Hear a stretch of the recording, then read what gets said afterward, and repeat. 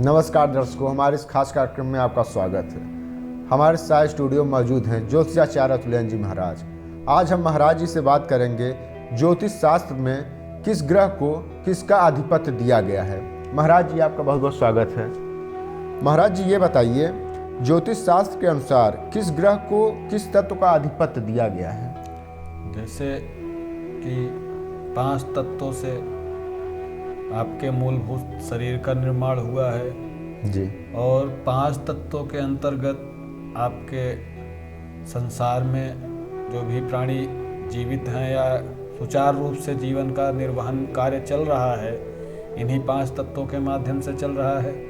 उन्हीं 5 तत्वों में आपके ग्रहों को भी कहीं न कहीं रखा गया है। पंच तत्व जैसे कि अग्नि तत्व, वायु तत्व, जल तत्व, पृथ्वी तत्व और आकाशीय तत्व, ये 5 तत्व होते हैं। इन्हीं 5 तत्वों के अंतर्गत इन ग्रहों को भी रखा गया है। अब कौन से ग्रह किस तत्व में आते हैं, ये आप जानकारी चाहते हैं तो बताइए। जी पंडित जी, जैसे कि अग्नि तत्व में कौन कौन से ग्रह आते हैं? अग्नि तत्व में आपके सूर्य ग्रह तथा मंगल ग्रह आते हैं। जी। तो ये सूर्य ग्रह और मंगल ग्रह के शांति के लिए क्या करें पंडित जी? मंगल ग्रह अगर प्रॉब्लम क्रिएट कर रहा है, सूर्य ग्रह क्रिएट कर रहा है प्रॉब्लम, तो उसके अनुसार अब वह किस दृष्टि के अनुसार से प्रॉब्लम क्रिएट कर रहा है, कौन सा ग्रह उसके साथ विद्यमान है जी, या कौन सी राशि के साथ युति बना के बैठा हुआ है या किस ग्रह की दृष्टि पड़ रही है, उसके अनुसार ही देखा जाता है। उसी के अनुसार उसका समस्या का निवारण किया जाता है या उसी के अनुसार उस समस्या का ज्ञात होता है। ठीक है पंडित जी, हमारे दर्शक जानना चाहते हैं, ये पृथ्वी तत्व कौन से ग्रह में आते हैं?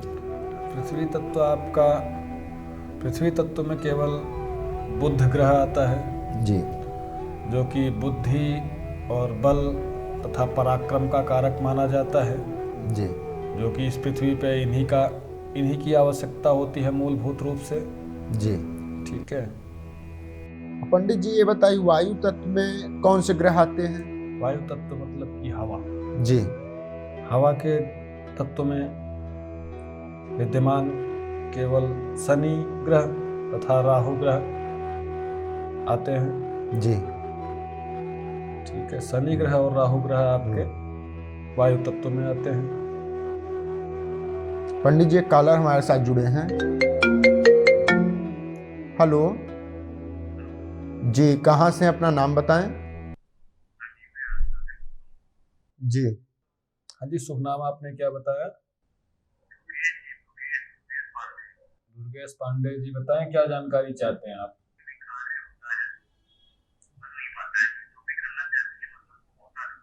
डेट ऑफ बर्थ बताइए उसका।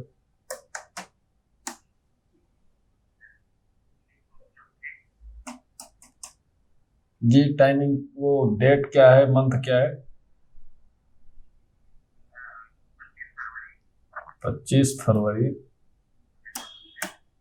1990। जी, टाइमिंग 8:30 बजे सुबह या रात्रि? दिन में। जन्म स्थान कहाँ का है? आगरा का ही है? ओके जी। दुर्गेश जी, आपकी बेटी की कुंडली तो बहुत ही अच्छी है, लेकिन इस कुंडली के अनुसार इसे लाभ की प्राप्ति नहीं हो पा रही है जी। इसमें शनि की महादशा चल रही है तथा राहु की अंतर्दशा और बुध की प्रत्यंतर दशा। इसमें इसका कुंभ राशि दर्शाया जा रहा है, लग्न राशि वृष दर्शाई जा रही है और ये करीब 2014 से आप प्रॉब्लम में चले आ रहे हैं। 2014 के बाद से आप शादी विवाह जो भी देखना चाहते हैं उसमें प्रॉब्लम्स क्रिएट हो रहे होंगे, बात बनते बनते बिगड़ जाती होगी। 1-2 जगह आपने जैसे कि मंगनी का रस्म या एंगेजमेंट वगैरह। जी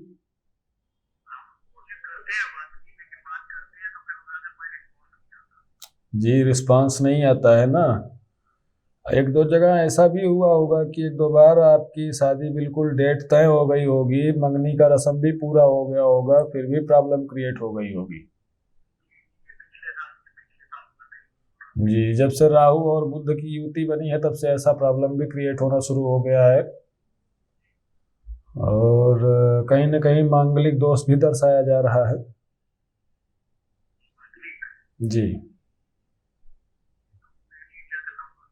पहले तो आप मंगल दोष का शांति करवाएं। और मंगल दोष की शांति का क्या मतलब है, पहले तो आप नवग्रह शांति का कार्य करवाएं, नवग्रह शांति का अनुष्ठान करवाइए। काफी ग्रह इसके भी मतलब पीड़ित हैं, कुछ अस्त अवस्था में चले गए हैं, कुछ शत्रु भाव में बैठे हुए हैं। जो मित्र है वो मित्र होने के बावजूद भी कार्य इसके सापेक्ष में कर नहीं पा रहा है।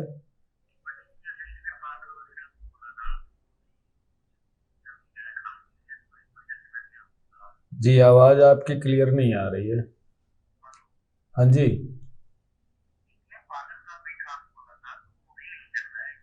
जी किसी कार्यों में इसे सफलता हासिल नहीं हो पा रही होगी।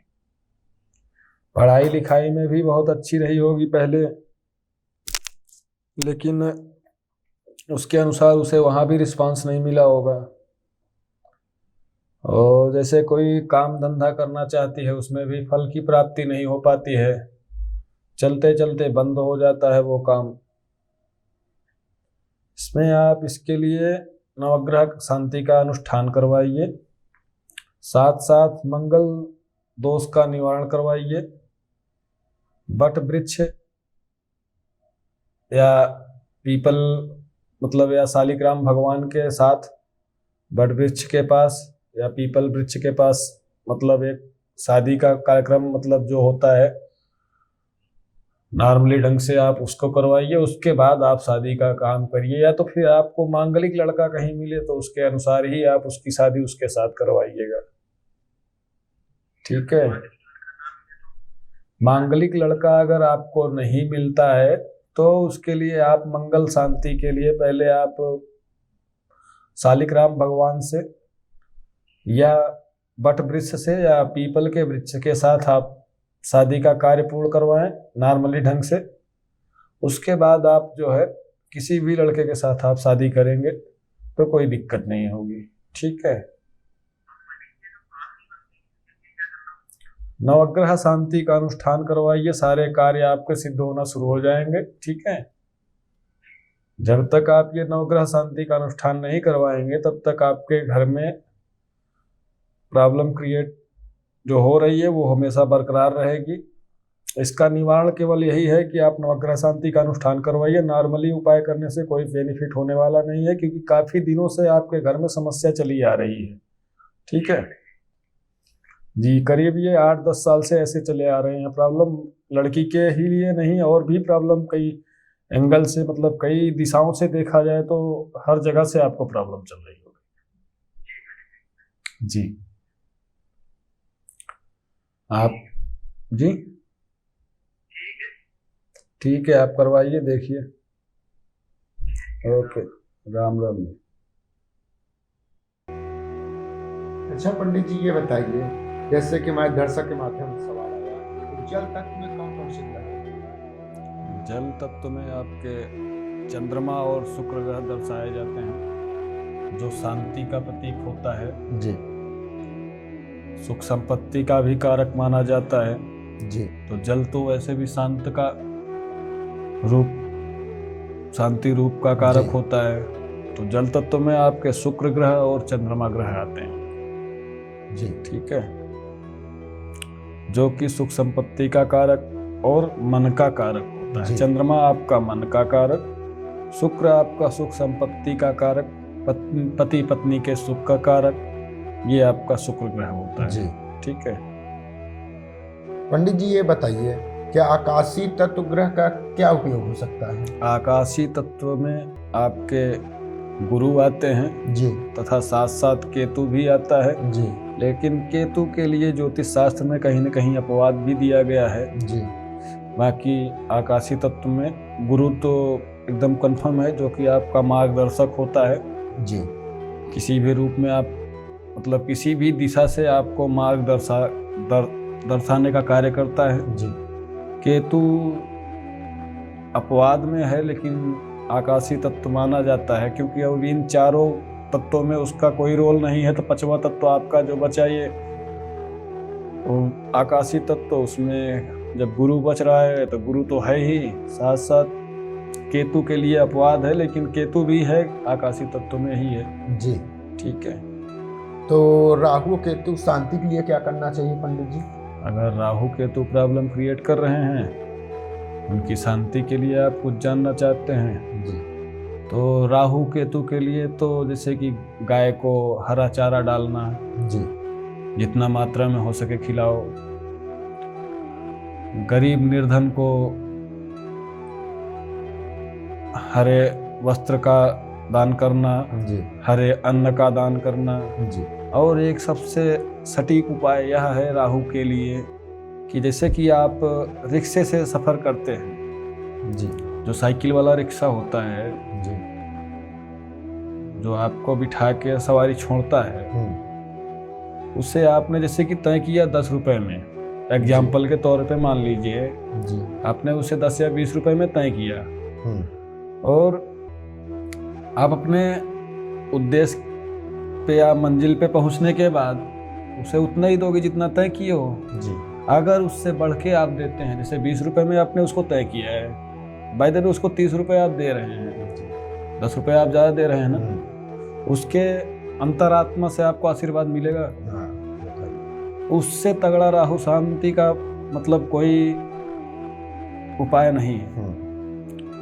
रिक्शे चालक को आप 10-20 ज़्यादा दे दो तय पैसे से, या ऑटो चालक को दे दो, या कैब चालक को दे दो। कैब वो तो मान लो मेहनत कम कर रहे हैं, वो तो मशीन के माध्यम से आपको कार्य करके पहुंचा रहे हैं, लेकिन वो जो रिक्शे वाला है पैरों के माध्यम से मेहनत करके जाएगा। अगर आप उसके साथ कभी सफ़र कर रहे हैं तो उसे आप जैसे 20 रुपए में आपने तय किया, उससे 30 रुपये, 40 रुपये, 50 दे दो। आपका राहु का प्रभाव बिल्कुल कम, उससे राहु शांत हो जाता है। या तो गाय को हरा चारा खिलाए, या बुधवार के दिन राहु काल के टाइम पे कुत्ते को दूध बिस्किट खिलाए, 12:30 से 1:45 के बीच में राहु काल में। ऐसा करने से राहु का प्रभाव कम होता है। साथ साथ केतु का भी प्रभाव उसी के माध्यम से कम हो जाता है। राहु केतु एक ही है। अमृत पान के चक्कर में सर कट गया था, इसलिए अलग अलग हो गए, धड़ अलग के और सर अलग हो गए। तो सर को केतु बना दिया गया, धड़ को राहु बना दिया गया। तो आप ज्योतिष शास्त्र से जुड़ी सारी जानकारी हमारे सामने ये नंबर फ्लैश हो रहे हैं, उसके माध्यम से आप अतुलेंद्र जी महाराज से जानकारी ले सकते हैं। महाराज जी, आपका बहुत स्वागत है हमारे इस कार्यक्रम में।